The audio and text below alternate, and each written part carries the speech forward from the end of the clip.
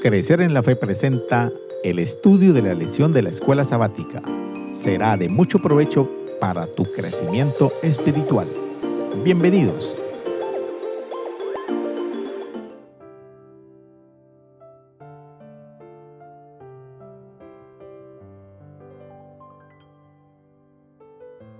Uno de los relatos más inspiradores de la Biblia, un relato de ministerio transcultural, se encuentra en el libro de Esther.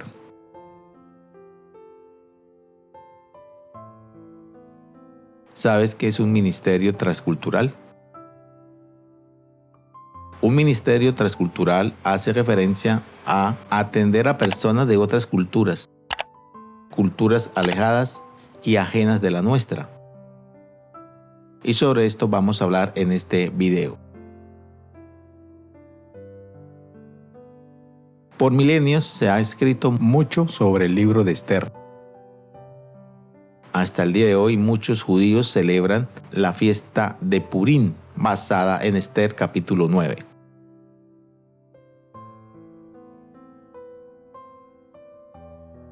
Esther vivió en un periodo políticamente peligroso del Imperio Persa. Esther era huérfana, parte de una minoría étnica religiosa. Esther y su pariente Mardoqueo eran judíos que vivían en Susa, capital del Imperio Persa.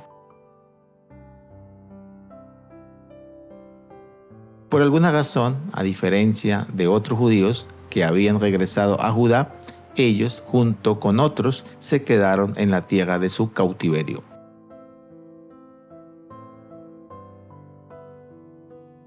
Entonces, por una serie de providencias divinas, Esther se convierte en reina. Y el rey amó a Esther más que a todas las mujeres y halló más gracia y más favor ante él que todas las doncellas. Y puso la corona real en su cabeza y la declaró reina en lugar de Vasti. Esther se convierte en reina. Esther logra ser reina y esto no fue un simple cuento de hadas. Esther con el tiempo aumentó su estatus. Esther fue preparada para cumplir una misión muy especializada. En esa misión, Esther pudo desempeñar un papel importante en la historia bíblica. La historia bíblica registra lo siguiente. La historia bíblica muestra cómo el pueblo de Dios, incluso en entornos extranjeros, pudo dar testimonio de la verdad. Esta misión requería lo siguiente. Primero, al comienzo, la arriesgada estrategia de vivir de incógnito. Segundo, la arriesgada estrategia de mantener su origen étnico en secreto. Y tercero, requería una peligrosa revelación de su etnia y de su fe en el momento más oportuno.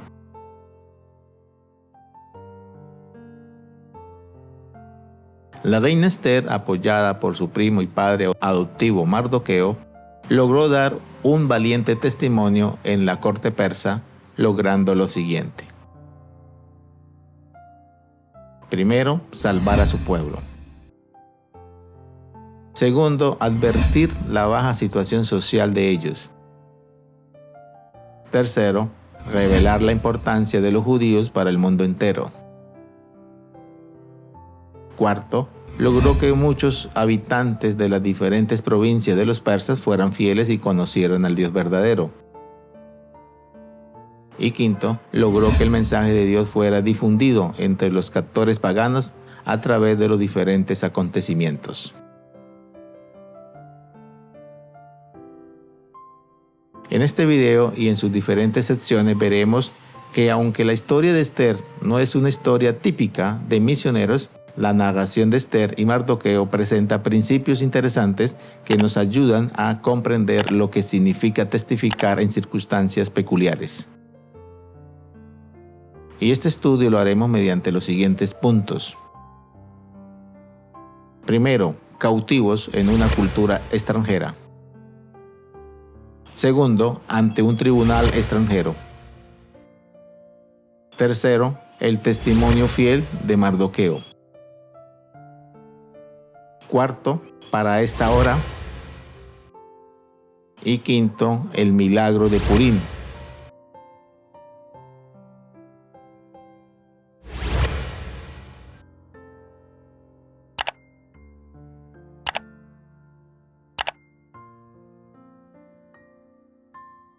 Cautivos en una cultura extranjera.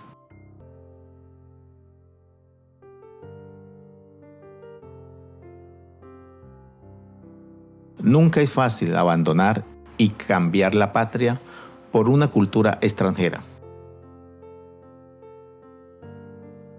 Quizás hoy nos resulte difícil comprender lo que tuvieron que afrontar los judíos, primero bajo el dominio de los babilonios y segundo bajo el dominio de los persas.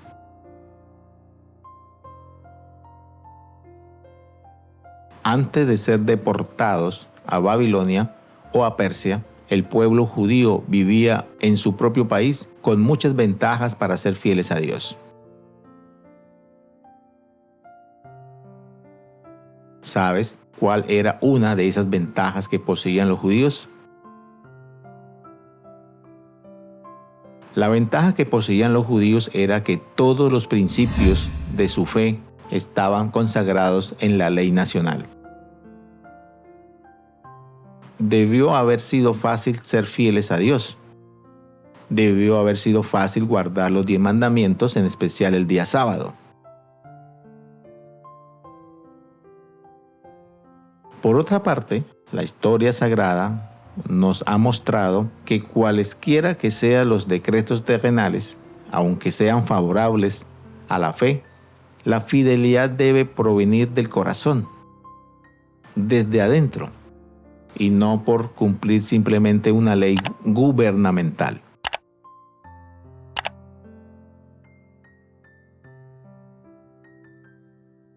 Con relación a la fidelidad, podemos decir que a lo largo de las edades, aún antes de la creación del mundo, Dios ha requerido fidelidad y lealtad, pero Dios nunca la ha exigido.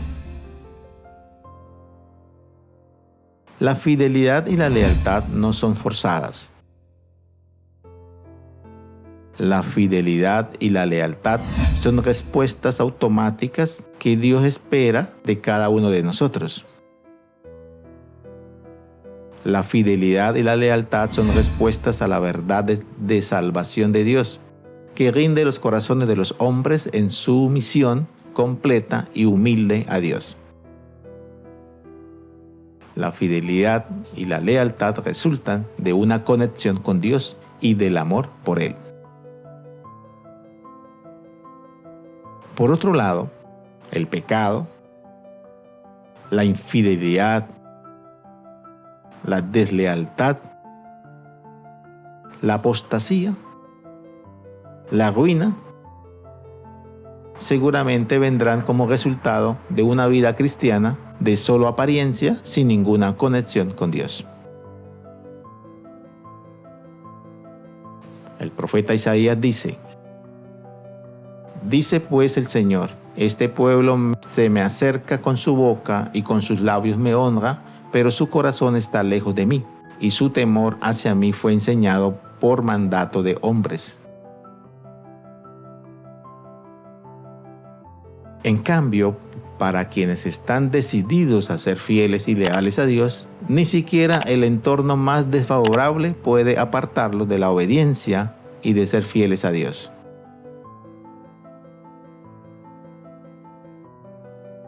En el libro de Daniel se registra una experiencia de cautiverio del pueblo de Israel en Babilonia, donde sus hijos fieles tuvieron que enfrentar desafíos al vivir en una cultura extranjera. En forma general podemos afirmar que la fe y el testimonio del pueblo de Dios se vio y se ve actualmente amenazada por dos factores. Primero, por las leyes civiles de los diferentes territorios del mundo. y segundo, por las creencias religiosas y costumbres culturales muy propias de cada país.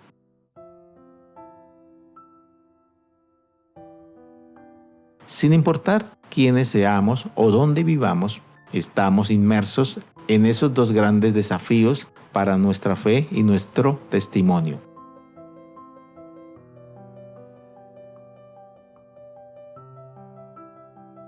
Este relato de Daniel, aunque tiene un final feliz, revela lo siguiente.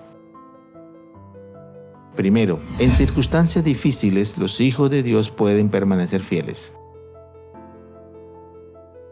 Segundo, Dios está dispuesto a proteger a sus hijos fieles en cualquier circunstancia. Tercero, aunque estemos en territorios extranjeros, Dios bendice y prospera a sus hijos fieles, como lo hizo con Daniel, Esther, Mardoqueo y José. Cuarto, la integridad, la fidelidad y la lealtad son virtudes que debe tener todo creyente para poder testificar con poder del amor de Dios en el lugar donde se encuentre.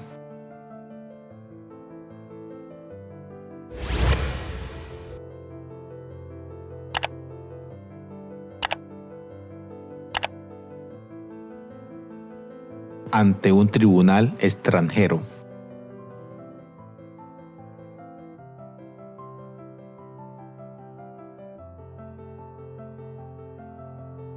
Finalmente, tras la caída del imperio de Babilonia y el ascenso de los medos y persas, muchos de los judíos regresaron a sus tierras ancestrales. Pero no todos volvieron.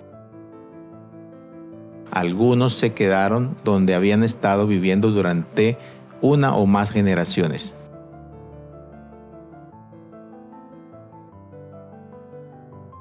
Con estos antecedentes en mente tenemos un fragmento del contexto de la historia de Esther.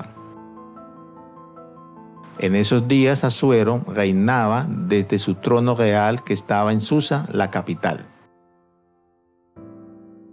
Aquí es donde se desarrolla la narración bíblica sobre el imperio persa bajo este rey llamado Asuero.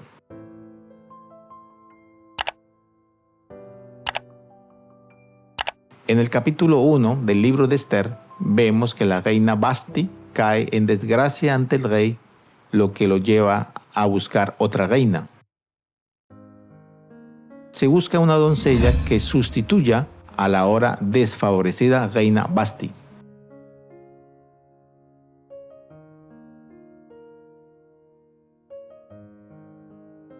En este contexto aparece por primera vez Esther y su primo Mardoqueo.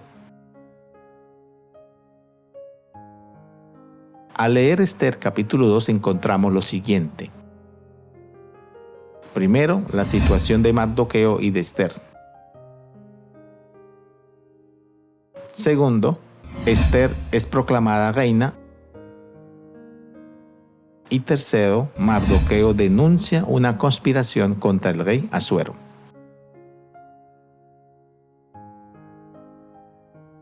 Mardoqueo era primero un judío descendiente de la tribu de Benjamín.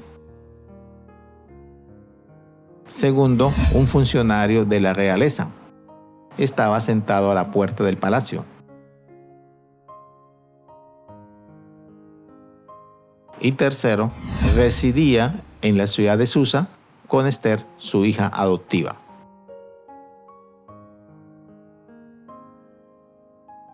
Tanto Mardoqueo como Esther, debido a su posición y al lugar en que vivían, estaban inmersos en la cultura persa. Es decir, ver externamente a Mardoqueo y a Esther eran ver a dos persas. Esta debe ser, al menos en parte, la razón por la que eligieron a Esther para presentarla ante el rey. Sucedió, pues, que cuando se divulgó el mandamiento y el decreto del rey y habían reunido a muchas doncellas en Susa, residencia real, Esther fue llevada a la casa del rey al cuidado de Hegai, guarda de las mujeres.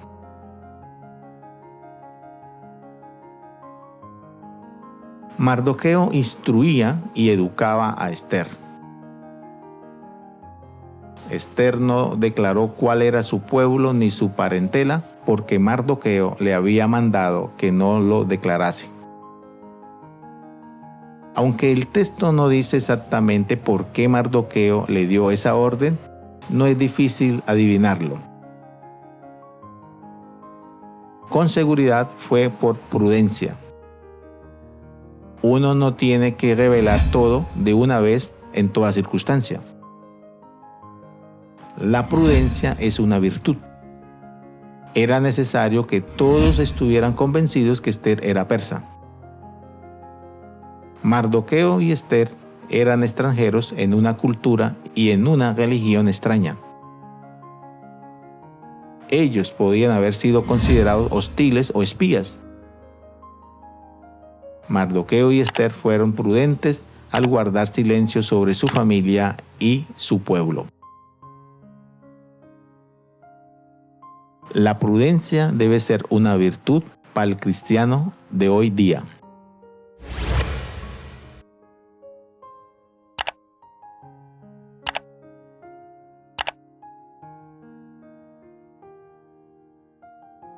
El testimonio fiel de Mardoqueo.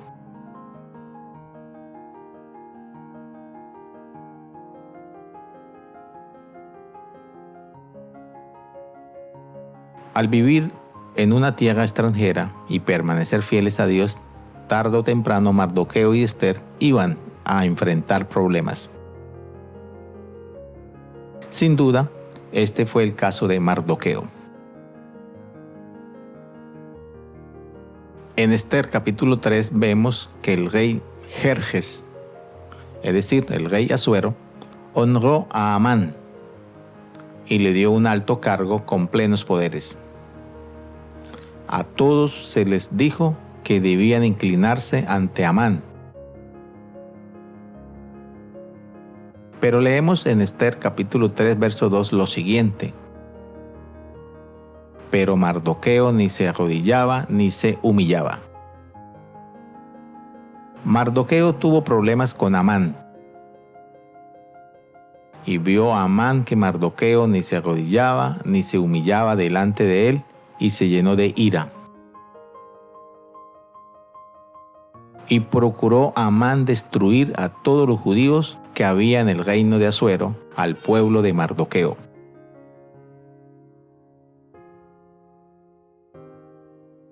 La Biblia no da razón por la que Mardoqueo no se arrodilló ante este hombre, pero nosotros sabemos por qué. Mencionaremos algunas razones.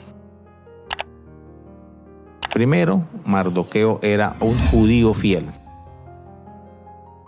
Segundo, Mardoqueo obviamente seguía al Dios verdadero y no se inclinaría ante un mortal como él. Tercero, Mardoqueo no estaba dispuesto a rendir homenaje a un descendiente de Agab, un amalecita, enemigo de su pueblo desde el Éxodo. ¿Cómo podría un judío fiel arrodillarse ante un amalecita? ¿O adorar a alguien que no fuera Dios? Mardoqueo, aunque no se postró nunca ante Amán, también mostraba su lealtad y sumisión a la nación persa en la cual vivía y servía. Aunque rehusaba inclinarse ante un hombre, Mardoqueo era un buen ciudadano, puesto que expuso un complot contra el rey Asuero.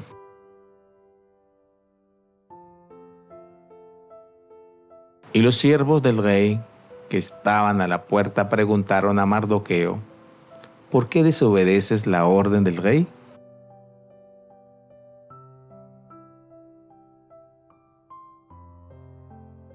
Aunque no sabemos en detalle cómo respondió Mardoqueo, el versículo siguiente dice que Mardoqueo les había declarado que él era judío.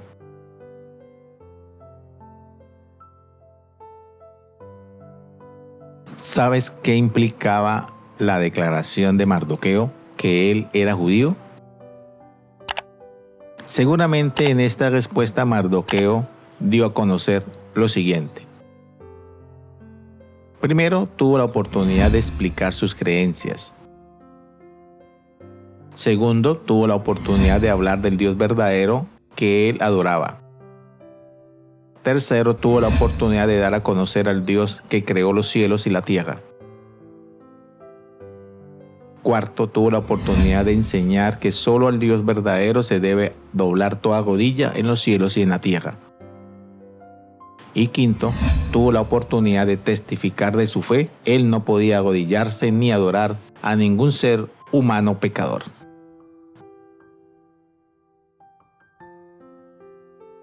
¿Con qué facilidad en el mundo en que vivimos los seres humanos se arrodillan ante otros seres humanos, quizás más pecadores que ellos mismos?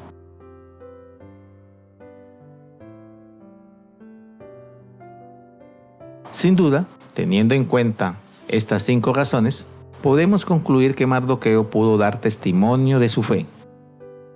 Una fe genuina a la que se adhirió con tanta fuerza que puso en peligro la vida de él mismo y, por desgracia, puso en peligro la vida de su pueblo. El pensamiento inspirado dice: a causa de Daniel y sus compañeros y de Mardoqueo, brilló una luz resplandeciente en medio de las tinieblas morales de las cortes reales de Babilonia.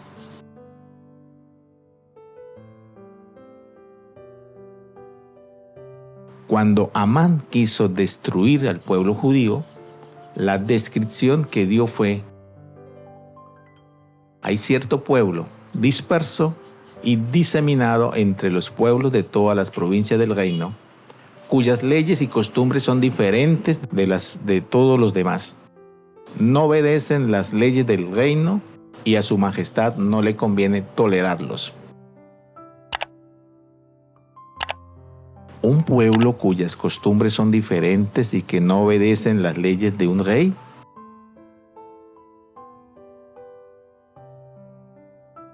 Esto es un argumento perfecto para la persecución literal para ese tiempo de Esther. Y también va a ser un argumento perfecto para la persecución atroz para el pueblo de Dios en el tiempo del fin.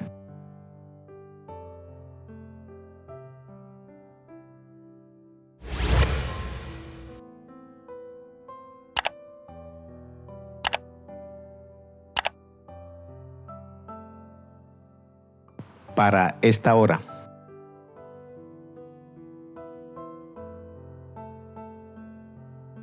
En el capítulo 4 del libro de Esther se registra el momento más apropiado para que la reina Esther se identificara como judía. Cuando Mardoqueo se puso en contacto con Esther para pedirle ayuda, ella llevaba varios años casada con Asuero, rey de Persia. En el reino de Persia había una ley. Nadie podía acercarse al trono del rey sin invitación expresa del monarca. Cualquiera que no respetara esta regla arriesgaba su vida. La reina Esther, aunque sabía del riesgo que corría, de todos modos entró en la sala del trono sin ser invitada.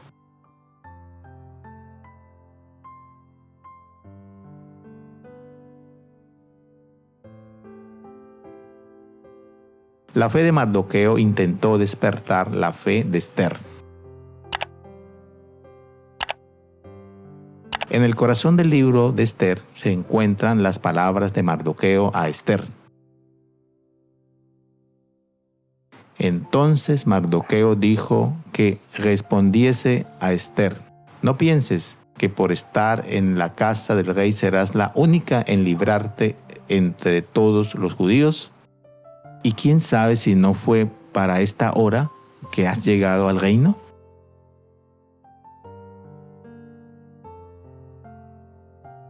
Esta pregunta de Mardoqueo, ¿quién sabe si no fue para esta hora que has llegado al reino?, es una fuerte afirmación del control de Dios sobre los asuntos que afectan a su pueblo. Mardoqueo le está afirmando a la reina Esther que ella está en esa posición por Dios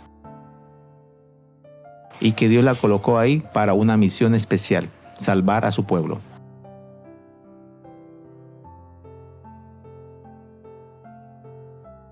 La reina Esther, una mujer de fe. La fe de Esther fue puesta a prueba cuando Mardoqueo apeló a su amor por su pueblo. Nadie sabía que Esther era judía, salvo Mardoqueo. Y su fe viva en el Dios de Israel la afianzó a tomar dos decisiones. Primero, involucrarse en ayudar a su pueblo. Y segundo, presentarse ante el rey. No dudó en arriesgar su vida. Su fe en Dios era fuerte. Esther sabía que sin la ayuda de Dios no podía tener éxito. La respuesta de la reina Esther a Mardoqueo revela su fe. Ve, reúne a los judíos que se hallan en Susa, ayunen por mí y no coman ni beban durante 3 días, ni noche ni día. Yo también con mis doncellas ayunaré igualmente. Entonces iré a ver al rey, aunque no sea conforme a la ley, y si perezco, que perezca.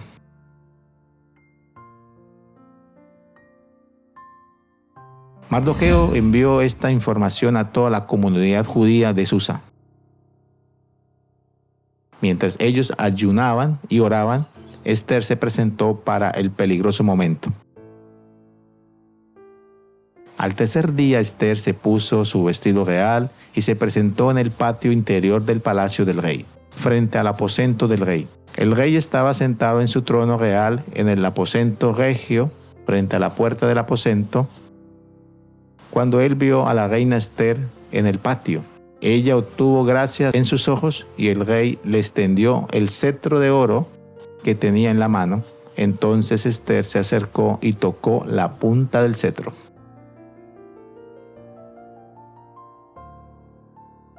Extender el cetro por parte del rey era señal de favor y de aceptación real. Tocar el cetro por parte de la reina significa que se reconocía y se agradecía el favor así expresado.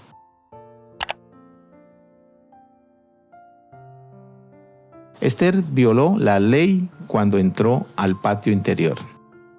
Asuero tuvo que haber reconocido que solo una emergencia apremiante estaba empujando a Esther a aproximarse al trono sin ser llamada.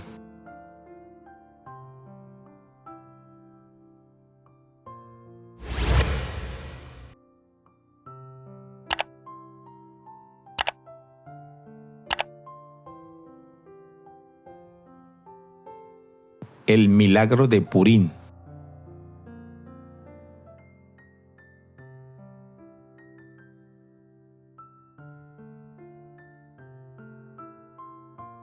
¿Sabes cuántas veces se menciona el nombre de Dios en los 10 capítulos del libro de Esther? A, 10 veces. B, 35 veces. C, 55 veces. Y D, ni una sola vez. La respuesta correcta D, ni una sola vez. Los eruditos y comentaristas bíblicos llevan milenios señalando que el nombre de Dios no aparece en el libro de Esther. El libro de Esther, aunque es escritura divinamente inspirada, no menciona a Dios ni por nombre ni por título. De hecho, no existe referencia directa de Dios. Este es el único libro en la Biblia en el que ocurre un fenómeno como este. Aunque no aparezca el nombre de Dios en este libro, no obstante, es un libro inspirado.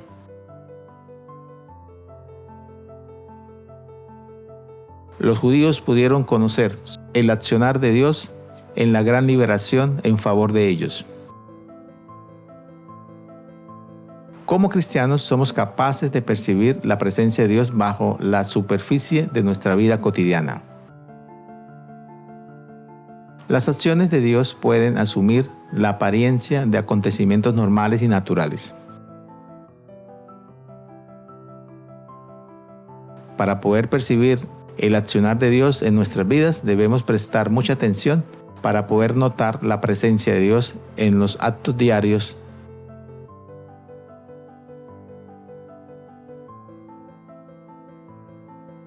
En Esther, capítulo 9, vemos que la fe, el esfuerzo y las decisiones sabias de la reina trajo resultados positivos para los judíos.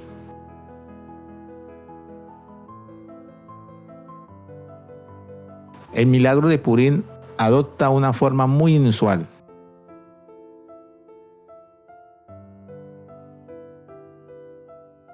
¿Sabes qué es la fiesta judía de Purim? Purim está consagrada en la tradición judía como una de las fiestas eternas. La fiesta de Purim representa la victoria del pueblo judío sobre la tiranía y despotismo, contra el abuso del poder y la intolerancia. La fiesta de Purim conmemora la salvación del pueblo judío del plan de Amán en la antigua Persia. El milagro de Purim está oculto, disfrazado de acontecimientos aparentemente naturales. La ley para destruir a los judíos no fue revocada. Para poder salvar a los judíos se emitió una nueva ley, lo que permitió que los judíos se defendieran.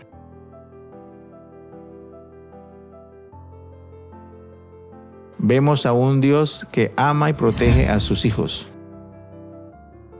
Vemos a un Dios que obró mediante estos acontecimientos. Los persas notaron las acciones de Dios en favor de los judíos.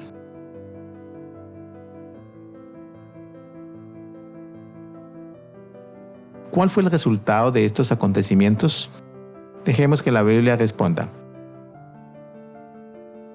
Primero, y muchos de entre los pueblos de la tierra se hacían judíos, porque el temor de los judíos había caído sobre ellos.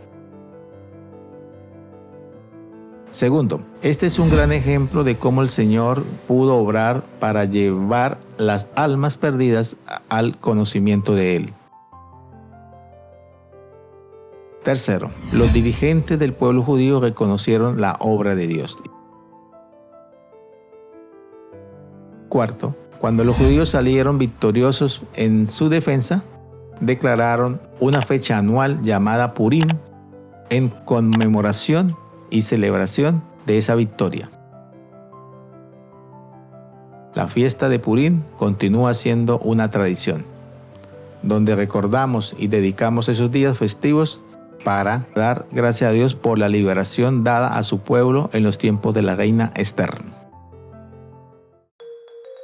Crecer en la Fe les invita y les motiva a seguir estudiando las Sagradas Escrituras a través de este material. Y recuerda suscribirte a nuestro canal, comentar, compartir, activar la campanita y darle like. Esto será de gran ayuda para el crecimiento de nuestro ministerio y así poder llegar a muchas personas más. Gracias por tu apoyo. Dios te bendiga.